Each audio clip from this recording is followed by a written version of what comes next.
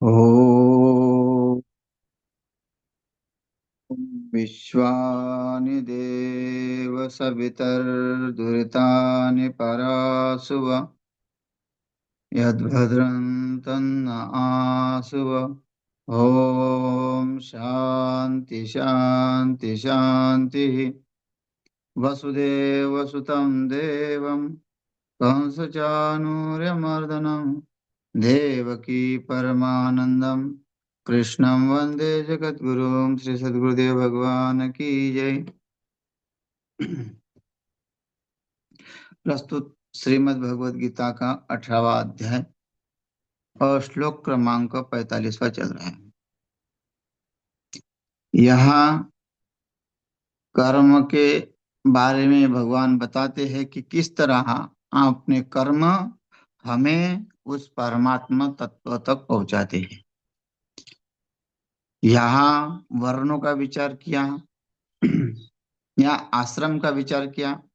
वर्णों के अनुसार और आश्रम के अनुसार जो अपने अपने हिस्से में कर्म आते हैं उसका नियमित रूप से पालन करने वाला व्यक्ति उस परमात्मा को प्राप्त होता है। इस श्लोक के आशय है।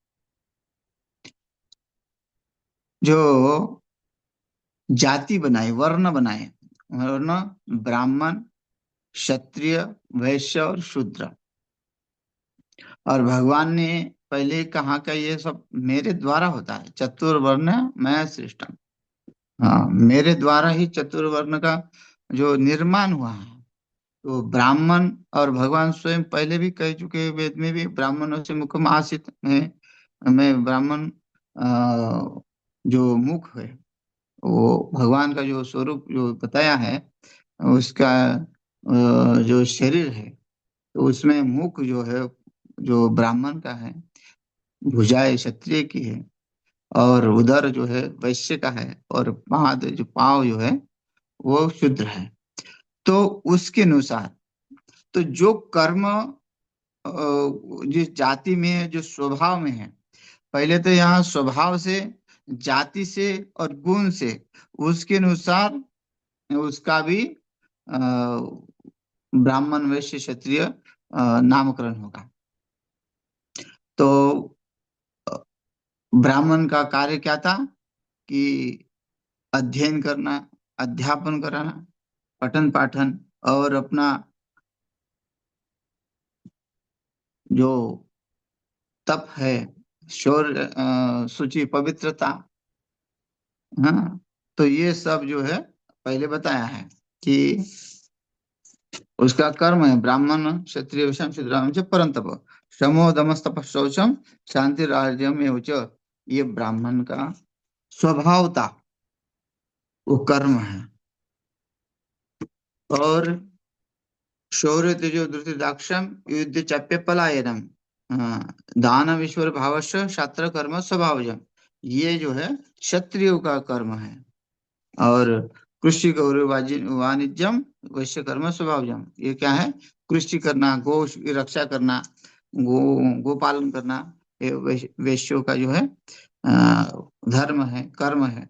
और परिचर्यात्मकम, जो जो भी तीन तीन वर्ण आवागमन करते हैं, अपने कार्य करते हैं, वो उसमें इनमें सम्मिलित होना और उनकी सेवा करना, ये शूद्र का मूल मतलब स्वभाव से जो है कर्म है। और आश्रम के अनुसार भी यहाँ क्यों कह रहे हैं हम? क्योंकि इस श्लोक में भगवान अब पूर्ण रूप से सिद्ध करेंगे कि भाई अ, इन वर्णों को जो कार्य मिले हैं उसके सिवा वो किसी वर्ण में जा सकते हैं कि नहीं जा सकते हैं, किसी में किसी कार्य में जा सकते हैं कि नहीं जा सकते हैं, है ना? और जिसने जो ब्रह्मचारी का धर्म है, गृहस्थ का धर्म है, उसके भी कर्म बताए। ब्रह्मचारी है, गृहस्थ है, वानप्रस्थी और सन्यास है। ब्रह्मचारी का जो स्वभाव है वो अ, पठन पाठन करना है। अब शब्दों को ही ब्रह्म रूप से मानने, उस शब्द का तप करना है। गृहस्थ का धर्म है यज्ञ दान तप कर्म। यह संसार में कार्य नित्य करना चाहिए। यज्ञ, दान, तप, ये सब उनके आश्रय से है।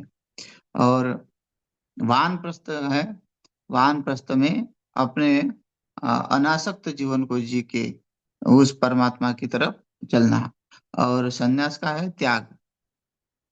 तो ये सब अ, कैसे होगा, तो और किसके किसके हिस्से में आएगा, ये सब यहाँ बताते हैं। तो अपने अपने वर्ण धर्म के पालन से परम सिद्धि की प्राप्ति कहते हैं कि जिस जिस वर्ण में है ना, उस वर्ण को अपने धर्म का जो पालन होगा, तो वही उस परमात्मा की प्राप्ति होगी। स्वे स्वे कर्मण्यभिरतः संसिद्धिं लभते नरः, स्वकर्म निरतः सिद्धिं यथा विन्दति तच्छृणु। स्वे स्वे, अपने अपने स्वाभाविक कर्मणि, कर्म में, अपने अपने स्वाभाविक जो कर्म है उसी में ही रत रहना है। नहीं तो हम तप करने जा रहे हैं और तप में कुछ मिला नहीं, तो व्यापार में लग गए। तो ये जो स्वभावता कर्म है, इसलिए भगवान आगे भी कहेंगे कि जो तुम्हारा स्वभाव है, क्षत्रिय स्वभाव, अर्जुन को कहेंगे, वो क्षत्रिय स्वभाव जो है वो मूलता है, परंपरा से है। अगर तुम उसको छोड़ के बोलते हो कि मैं भिक्षाटन करूंगा, 5 घर मांग के भिक्षा करूंगा, तो ये तुम्हारा कर्म नहीं है। क्योंकि जो भिक्षा कर रहे हैं, ऐसा नहीं कि इस दुनिया में वो लोग नहीं हैं जो तुम करना चाहते हो, लेकिन जो तुमको जो पहले से मिला हुआ है, उसी को अगर छोड़ के तुम दूसरा करोगे, तो तुम्हें फिर दोष लगेगा। क्योंकि जो भिक्षाटन करने वाले भाई, दान देना, मतलब दान लेना जो है ब्राह्मण का कर्म है, अधिकार है। अगर कोई क्षत्रिय वैश्य अगर दान लेने लगे, और फिर जो देने वाला है तो वो तो बट गया, फिर जो जिसका कर्म था वो छूट गया। तो इसीलिए कहते हैं स्वे स्वे कर्मण्य भिरतः, अपने अपने कर्मों में ही रत रहना है, चाहे किसी भी वर्ण का हो। हाँ, उसमें ही रहना है।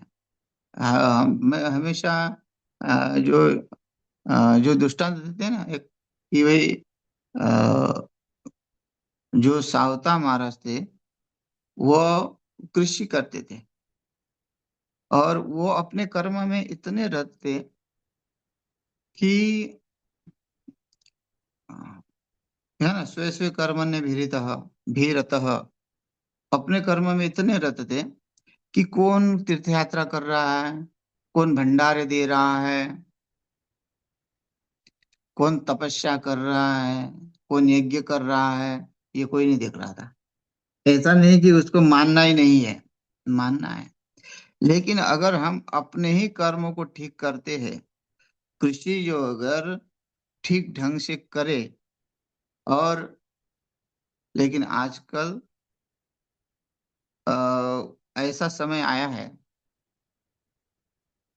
लोक संख्या बहुत बढ़ गई है, और कृषि का उत्पादन अगर सही ढंग से करे तो बहुत कम हो जाएगा, और लोग जो है भूखे मरने लगेंगे।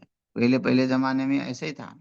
जो खेती खेती की जाती थी, तो बिना दवाई की होती थी, और वो उसमें जो है केवल गो का जो है गोबर है, गाय का गोबर, वही जो है इस्तेमाल किया जाता था। और कुछ औषधियां जो है अगर जरूरत पड़े तो डालते थे। लेकिन उस समय वो खेती केवल घर वालों के ही उदर निर्वाह के लिए होती थी, क्योंकि बरसात के कारण, कई कई कारण जो होते थे, हमने कई देखे हैं कि उतना उत्पादन नहीं होता था। इसलिए जिसके घर में खेती थी, उसका भी कोई विकास नहीं था। लेकिन आज लोग गाय के लिए घास नहीं रखते हैं। फायदा तो हो रहा है, फायदा हो रहा है, लेकिन शरीर की हानि, खुद की शरीर की हानि और दूसरे की शरीर की भी हानि कितनी हो रही है। जो कितने कीटकनाशक औषधियां जो है वो डाली जाती है, और उस वही बाजार में मार्केट में आता, आज आओ एक चीज भी जो है आपको ओरिजिनल नहीं है। जैसी की वैसी नहीं है। अगर आप फल खाओ कोई, तो पपीता देखो, कभी उसके अंदर बीज नहीं देखेंगे। हाँ, कोई भी फल हो, वो केवल कच्चा ही काटा जाता है और उसको पकाया जाता है, तो उसमें कोई भी किसी प्रकार की ताकत नहीं है। तो ये धन आ रहा है, लेकिन अगर हम ये सोच सोच के समझ के करते हैं कि सब में ईश्वर भाव है, ईश्वरत्व है, और सब इसका भोग लगाएंगे, वो खाएंगे, तो हमें ऐसा कार्य नहीं करना चाहिए केवल हमारा ही स्वार्थ पूरा हो और देश पूरा बर्बाद हो। तो इसलिए यहाँ ये कहते हैं, स्वे स्वे कर्म निर्भिरतः, आप जिस कर्म में हो, भले ही आप तीर्थ यात्रा नहीं करो, हाँ, लेकिन आप अपने कार्य में ईमानदार रहो। जिस कार्य को आपने लिया है, सफाई का कार्य लिया है, तो आप कहीं भी कचरा नहीं छोड़ सकते, कहीं भी उसको जो है उसमें आलस नहीं कर सकते। भोजन बनाने वाले, जो भोजन बनाने में वो माहिर है, तो वो भोजन बनाएंगे। अगर भोजन में आलस करेंगे तो दूसरे के ऊपर प्रभाव पड़ेगा। तो ऐसे जो अपने कर्म है, सावता महाराज अपने कर्मों को नहीं छोड़ते थे, रोहिदास महाराज, वो अपने कर्मों को नहीं छोड़ रहे, वो अपने स्व से कर्म नहीं रहता, वो परमात्मा की कृपा। और या भगवान तो आगे कहेंगे कि भाई क्या कर, ऐसे कर्म करवाने को भी कैसे ज्ञान होगा। तो बोलते ऐसे ही तब से अपने आप ही ज्ञान हो जाता है। उनके अंदर ज्ञान, रीति ज्ञान है मुक्ति, मुक्ति तो बिना ज्ञान की मिलती नहीं है, ऐसा कहते हैं। फिर ऐसे कर्मों का जो वर्ण में आए हैं, वैसे वर्ण जो है अपने कार्य में रत रहेंगे, परमात्मा की सेवा कब करेंगे, क्योंकि परमात्मा तो उससे भिन्न है ही नहीं। ये अंतकरण शुद्धि के लिए ही ये सब शास्त्रों का पठन पाठन है। शास्त्रों को हम क्यों पढ़ रहे हैं, क्यों समझ रहे हैं? क्योंकि अंतकरण हमारी एकता बढ़े, एकाग्रता बढ़े, हमारा निश्चय हो, हमारी दृढ़ता हो, हमारे अंदर जिज्ञासा जगे। इसी के कारण ये शास्त्र है। शास्त्र कोई परमात्मा को लाके खड़ा नहीं कर देते। जो हमारे भाव बनेंगे उसी के अनुसार हमें अनुभूति होगी। हम बहुत शास्त्र पढ़े, लेकिन हमारे दिमाग में कचरा भरा हुआ है, दूसरे के प्रति राग द्वेष भरा हुआ है, फिर भी वो कार्य नहीं कर सकता है। इसलिए तो भगवत गीता के ऊपर कई टीका, कई कार्यों ने भाष्य लिखा। तो सब अपने अपने तप का अनुभव है। जितने भी आप पढ़ेंगे, शंकराचार्य जी ने जिसके ऊपर थोड़ा भाष्य लिखा, तो ज्ञानेश्वर महाराज जी ने बहुत उसके ऊपर भाष्य लिखा है। और कई कई श्लोक पे जो है, अभी इसी श्लोक पे जो है, जो 45वां श्लोक है, 46वां श्लोक है, इसके ऊपर भगवत पाद श्री शंकराचार्य जी ने ज्यादा भाष्य नहीं लिखा है। और ये वही ज्ञानेश्वर महाराज जी ने काफी इसके ऊपर लिखा। तो ऐसे कई लोगों के जो भाष्य है, वो भाष्य एक उनका अनुभव है, उनके साधना का, उनके तप का। तो ये विद्वानों का कार्य है। वो तो ये वो कहाँ से आया? क्या शंकराचार्य जी ने क्या कम पुस्तक पढ़े थे कि कम भाष्य लिखा? और ज्ञानेश्वर महाराज जी ने के बहुत सारे शास्त्र पढ़े कि उनको इतना भाष्य लिखना पड़ा इसी श्लोक के ऊपर। आप देख सकते हैं ज्ञानेश्वरी में, और शंकराचार्य की जी भाष्य भी देख सकते हैं। तो ये कहने का ये है कि जो अपने कर्म में अनुष्ठानित है, भाई आपको भगवान ने जो बनाया है, उसी के उसमें आप रत रह के कार्य करो। अगर डॉक्टर बनाया, पहले भी कहा था, इंजीनियर बनाया बनाया, वकील बनाया, जो देश के लिए आप संरक्षण है, देश के कार्य में जो है रत है। हर ईश्वर सर्वभूताना ममई वांश जीवों के भगवान कहते हैं कि सब में तो मेरा ही अंश है। अगर आप एक के साथ अ, बेईमानी और एक के साथ वफादारी करेंगे, तो फिर तो आप भगवान परमात्मा से दूरी है। आप अपने कर्मों का निर्वाह नहीं कर रहे हैं। इसलिए यहाँ स्वे स्वे कर्म निवृत्त, जो जिसमें है, है ना, जिसको सिद्धि भी प्राप्त होगी लेकिन उसने अपने कर्म नहीं छोड़े। वो उनका उनका कार्य था कि वो अपने कार्य में ही रहे। फिर अपने आप छूट जाए अलग बात है। देखिए संत नामदेव महाराज अ, के कपड़े का व्यापार था, जब कपड़ा बेचते थे, लेकिन ऐसा भाव हुआ, उस परमात्मा का चिंतन तो निरंतर रहता ही है, मुख से ही होता है, हाथ से नहीं होता। तो निरंतर उसके चिंतन में रहने से, उसके संस्कार होने से, तो वो ऐसा भाव उनके अंदर था कि जहां जहां जो भी दिखे, अगर पत्थर भी खुला धूप में दिखे तो पत्थर के ऊपर वो कपड़ा डालते थे। तो इस भाव से उसका व्यापार डूब डूब गया, मतलब क्या है, ज्ञान का उदय हो गया। और जहां जरूरतमंद दिखा, उस जरूरतमंद को उन्होंने कपड़ा दे दिया। जो अपने खेती में हुआ, जरूरतमंद को लगा कि हाँ इसकी ये भूखा है, उसको अन्न दे दिया। जहां जहां व्यवस्था देखे कि हाँ व्यवस्था हमारे तरफ है, और हमने वो कर्तव्य समझ के किया, तो वो अपने स्व कर्म ने निवृत्त, वो अपने अपने कर्म में रत समझता।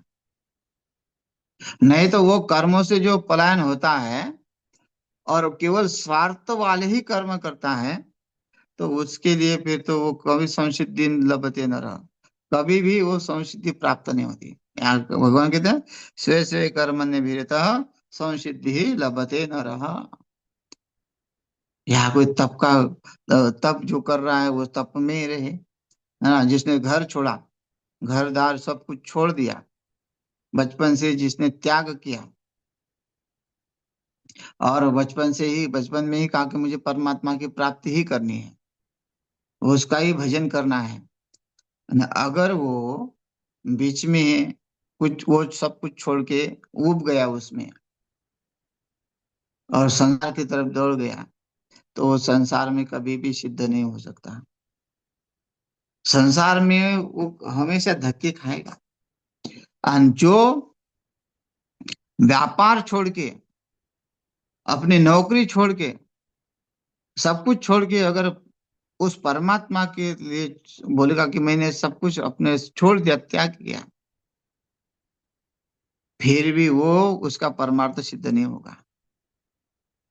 क्योंकि जितना जो जहां तक वो पढ़ा, जो जो उस कार्य में रत रहा, उस कार्य को उसने परमात्मा भाव से किया ही नहीं। परमात्मा को अलग समझा कि ये जो है ये जो कार्य कर रहा है वो परमात्मा से अलग है।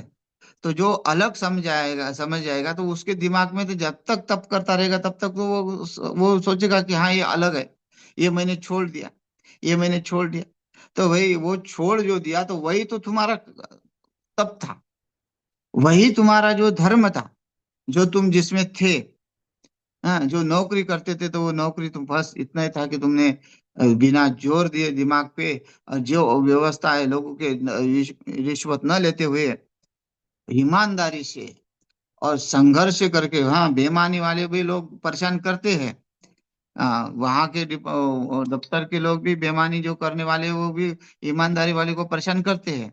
लेकिन फिर भी अगर उससे संघर्ष करते रहेंगे तो वही हमारा तप है।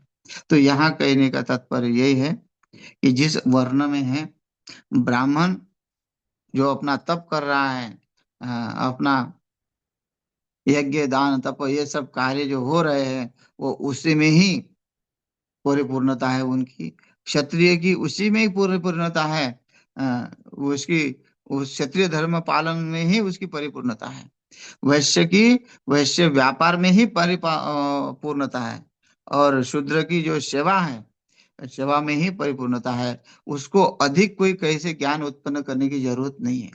अगर वो निष्ठा से रहता है, तो देखो अ, रविदास जी को उसी में ज्ञान उत्पन्न हुआ, कहीं जाने की जरूरत नहीं पड़ी। वो सावता महाराज को उसी में ज्ञान उत्पन्न हुआ, संत तुकाराम महाराज उसी में ही ज्ञान उत्पन्न हुआ, जो अपने कार्य को करते रहे। हर कोई जो कार्य करता है वो उसको ज्ञान उसी में उत्पन्न होता है, अगर वो उसका कार्य निष्ठा से करे।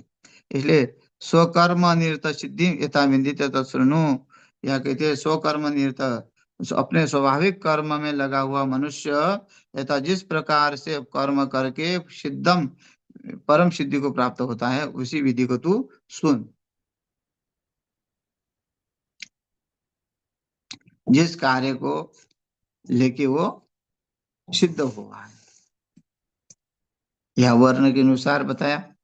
और फिर उस कार्य को ही करना है। भगवान है ही नहीं ऐसा अगर कोई समझे, तो फिर तो वो कार्य उसका सफल नहीं होता। उसने अगर वो आस्तिकता में रह के, क्योंकि वो कार्य उसी आस्तिकता से सिद्ध होंगे। उसकी ईमानदारी तब होगी जब आस्तिकता उसके अंदर होगी। अगर आस्तिकता नहीं है तो उसमें फिर नहीं है वहां, उसमें भेद है। वो परिपूर्ण हो, आस्तिकता से परिपूर्ण हो, परमात्मा जो है उसका उसको अनुभव हो कि हाँ परमात्मा है ही, ये परमात्मा से सब कार्य चल रहा है। परमात्मा ने ही सृष्टि बनाई है और परमात्मा ही के ही इसका पालन पोषण भरण कर रहा है। ऐसा जिसका भाव है वही आस्तिक है। और वो फिर वो अपने कार्य में, जिस कार्य में है उस कार्य का जो परिपूर्ण से पालन करेगा। हाँ, तो यहाँ स्व से कर्मण्य भी रहता, यहाँ अपने अपने कर्म में रत रहते हुआ वो अपने सिद्धि को प्राप्त होता है, वो अपने ज्ञान को प्राप्त होता है। तो कौन से ज्ञान को कैसे प्राप्त होता है, तो कहते हैं यत प्रवृत्तिर्भूतानां येन सर्वमिदं ततं स्वकर्मणा तमभ्यर्च्य सिद्धिं विन्दति मानवः। मानव क्यों कहा, कि जो मनु के मार्ग पे चलने वाले लोग हैं वो ही सिद्धि को प्राप्त होते हैं। मनुष्य में और मानव में फर्क है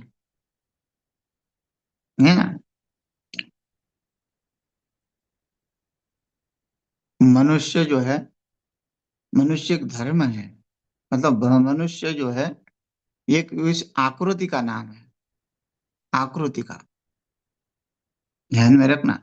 जो पुल्लिंग है वो मनुष्य है, लेकिन मानव ये कोई पुल्लिंग और स्त्रीलिंग या नपुंसकलिंग नहीं है, ये तीनों में है ये मानव।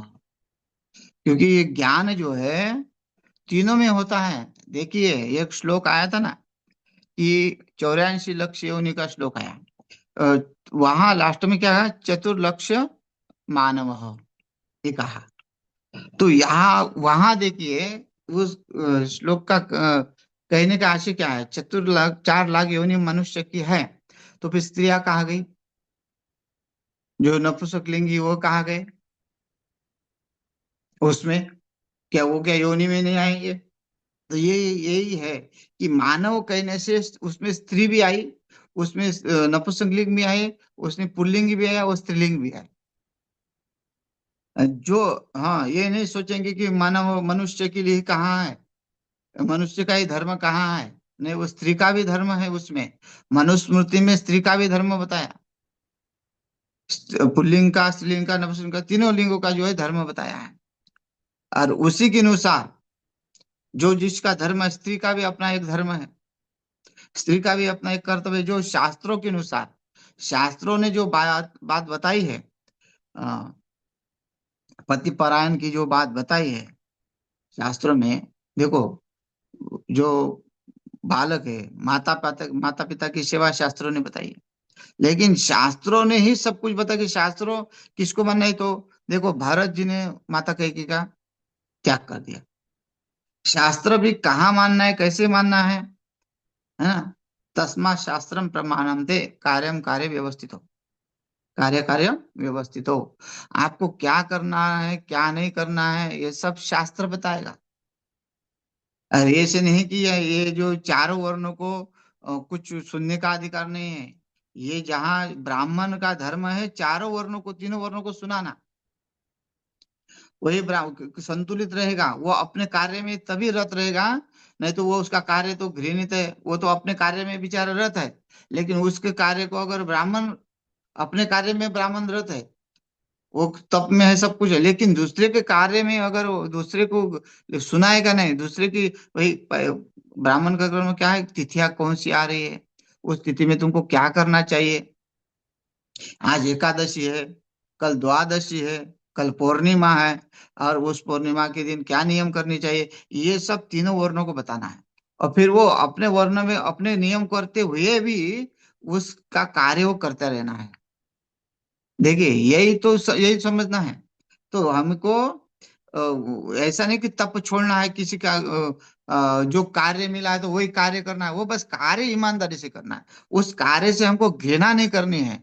हम जिस जाति में आए, जिस वर्ण में आए, उस जाति से हमें नीचता नहीं दिखानी कि हाँ ये नीचे वाली जाति है, ऊपर वाली जाति है। बस अपने अपने कर्म उसको करना है। तो यही कहते हैं कि जो अपने करेंगे उसके अनुसार वो सिद्ध होगा। लेकिन उसको परमात्मा का अस्तित्व और परमात्मा का ही जो है सब कुछ कार्य है, ये स्वीकारना पड़ेगा। तो यहाँ प्रवृत्ति, यतः प्रवृत्ति भूतानाम, है ना। यहाँ भूतानाम कहा मतलब सब प्राणियों के लिए कहा है। शास्त्रों को मानना ही पड़ेगा सबको, शास्त्र के अनुसार ही चलना पड़ेगा। यत प्रवृत्ति भूतानाम येन सर्वमिदं ततम, सब उसको सब प्राप्त होता है। कौन से? स्वे स्वे कर्मण्य विहित। अगर ये ऐसा, ये तो मतलब जो जिस परमेश्वर से सब कार्य हो रहे ऐसा जानकर, प्रवृत्ति भूतानाम, ये स्वे स्वे कर्मण्य विहित प्रवृत्ति भूतानाम, जो अपने अपने कर्मों में अविरत होते हैं, मनुष्य परमेश्वर का संपूर्ण कार्य जान के और परमेश्वर संपूर्ण प्राणी की उत्पत्ति हाँ परमेश्वर से है ऐसा समझकर, जो यत प्रवृत्ति भूतानाम ये न सर्वमिदम ततम, उसको वो सबको समस्त व्याप्त प्राप्त होता है, क्योंकि परमात्मा सब में व्याप्त है। ऐसा अगर वो जानता है तो वो अपने कार्य ईमानदारी से करेगा। ये न सर्वमिदम ततम, है ना। जो उस परमात्मा के भक्ति में प्रवृत्त होके परमात्मा का ही सब कार्य है ऐसा मानता है, तो फिर वो क्या होता है, स्वकर्मणा तमभ्यच्च, फिर अपने कर्म में प्रवृत्त होगा। उस परमेश्वर के अपने स्वाभाविक कर्म द्वारा पूजा करके मनुष्य परम सिद्धि को प्राप्त होता है। ये स्वकर्मणा तमभ्यच्च सिद्धि विन्दति मानव। मानव मनुष्य, स्त्री, पुरुष, जो भी है, या फिर सर्व प्रवृत्ति सर्वभूतानाम, ये जैसे गजेंद्र जैसे ने जो है मुक्ति को पाया है, वो भी अपने मुक्ति के लिए प्रयत्न कर सकता है। प्राणी जितने भी भूत है वो सब अपने कर्म में प्रवृत्त है। देखिए देखिए, अब यहाँ अब अगर देखेंगे पशु को देखेंगे तो पशु भी अपने अपने नियम का उल्लंघन नहीं करते, वो अपने नियम में रहेंगे। कुत्ते को देखेंगे तो कुत्ता भी जब लघु शंका करे या शौच करे तो वो अपने पैरों से मिट्टी खुदारता है, मतलब अपने हाथ पांव पवित्र रखता है। जैसे भी हो वो जो भी जानवर देखो वो पूरे रूप से अपने शरीर को चाटेगा, वो सब साफ करेगा। वो उसका उसको ऐसे दिया हुआ है, बनाया है कि वो कभी भी, और मनुष्य के कर्म चाहने के बाद, लघु शंका चाहने के बाद ना कुल्ला करेगा ना कोई हाथ धोएगा। कई कई कई लोग ऐसे हैं। तो आ, उनको कोई वो कुछ समझता ही नहीं है। या पानी की व्यवस्था, शास्त्र कहते हैं अगर जहाँ पानी की व्यवस्था नहीं हो, कोई बोलेगा पानी नहीं तो क्या करे, पानी नहीं तो कोई मिट्टी को छूना चाहिए, अपने हाथ मिट्टी को जमीन को लगाना चाहिए, तब जाके अपना जो है आगे बढ़ना चाहिए। तो जो सोच में जहाँ पानी नहीं है, अगर पानी है तो वहाँ कुल्ला करो, हाथ पाँव धो, हाँ, कुल्ला वो 2 4 बार कुल्ले करो, ये सब पवित्र। वही कई बार स्नान करने का विधान बताया है।